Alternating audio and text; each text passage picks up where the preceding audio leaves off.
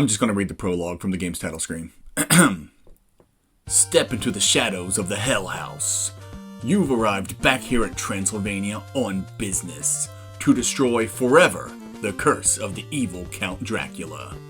I don't need to introduce Simon's Quest. The angry video game nerd launched this game into infamy by ranting about its unfair difficulty and infuriating obscurity 17 years ago. God, it's really been that long? I'm not here to rave and sling spittle all over my microphone. Instead, I'm approaching this game with a more revered tone. Along with the original Metroid, Simon's Quest set the foundation of non-linear adventuring that would one day be dubbed Metroidvania. As the grandfather of the genre, it should be remembered for its contributions, regardless of its major missteps. Therefore, I want to examine Simon's Quest through my Metroidvania guru lens and highlight its strengths as well as its weaknesses to see how it holds up today. As the old adage goes, love is when you accept something despite its flaws. Since Simon's Quest is an early NES game, the combat's as simplistic as it comes. You can jump and you can whip, but you can't jump and whip very well. Simon's a big ol' slab of beef and controls very much how I'd imagine a slab of beef would. Jumps are made in clunky arcs with no deviation. Once you jump, inertia and gravity take hold and don't let go until you hit the ground or some bullcrap merman hits you off a bridge and into the somehow deadly water that Simon is obviously too buff to swim in and survive. There's no evasion maneuvers either, so your only means of defense against unpredictable enemy AI like the slimes is either trial and error or to be clairvoyant. You find an incredibly helpful shield pretty early that deflects projectiles, but it's useless against melee attacks and contact damage. Like most Belmonts, Simon only whips directly in front of himself, so if an enemy is anywhere but in your direct eyesight, you're gonna have a bad time. To the game's credit, there's not too many flying enemies, but when they appear, man are they annoying. Simon brings along his sub-weapons from the first game, but none of them arc up, so they're all useless against avian threats. And all the sub-weapons are pretty much the same. 3 are knives that fly forward, 2 you throw at the ground, and the one unique one, the diamond, gets thrown at the ground and bounces off surfaces, as diamonds do.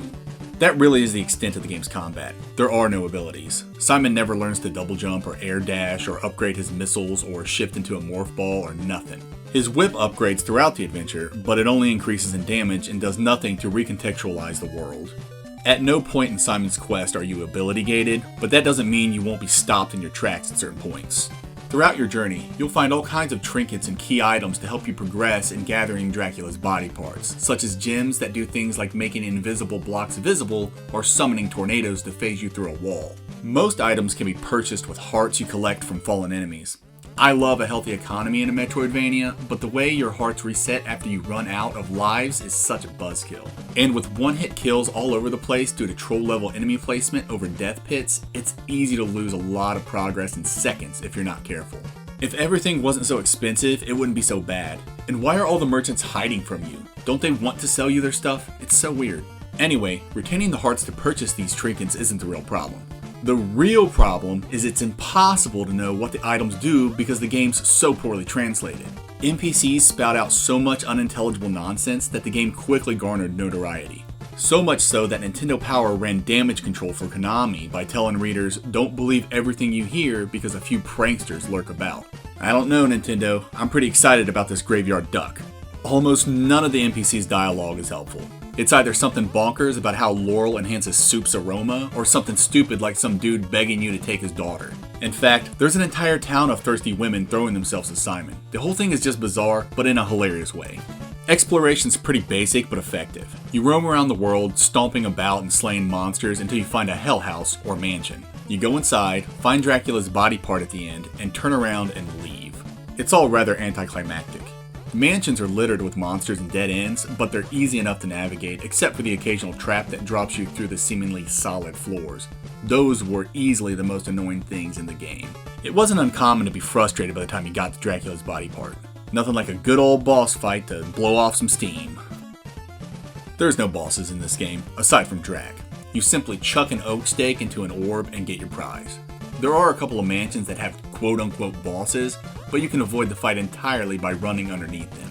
It's super dumb, and if you choose to fight, they're incredibly easy. Like I said, anticlimactic.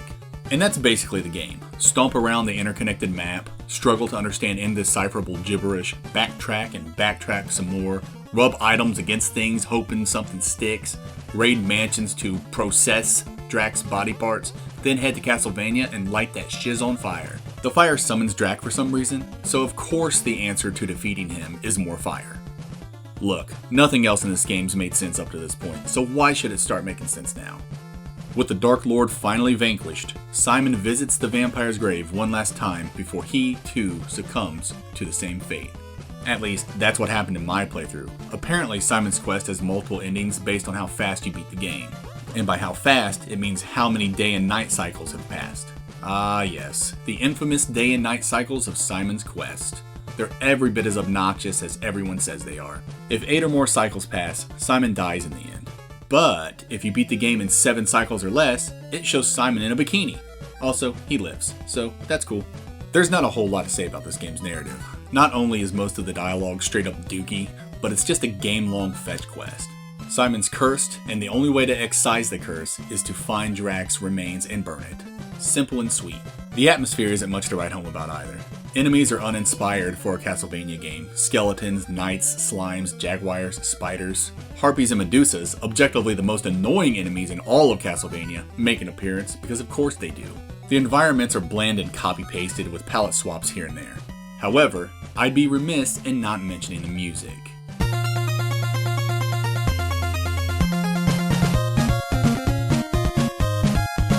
Simon's Quest debuts Bloody Tears, mine and many others' favorite Castlevania track. The other tracks are pretty good too, and have surprisingly catchy percussion, but Bloody Tears steals the show. I couldn't help but get pumped every time I heard it.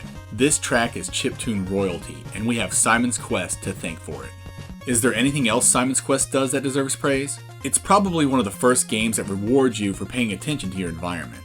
There's a mechanic where you can summon a gypsy if you drop garlic in cemeteries. This is what the graveyard duck clue was trying to reference, but there's a secret book you can find that's far more explicit about where and when to use the garlic. I thought that was pretty cool for an NES game. And the way the gems worked was interesting, even if the game didn't actually tell you how to do it. Oh, those pranksters.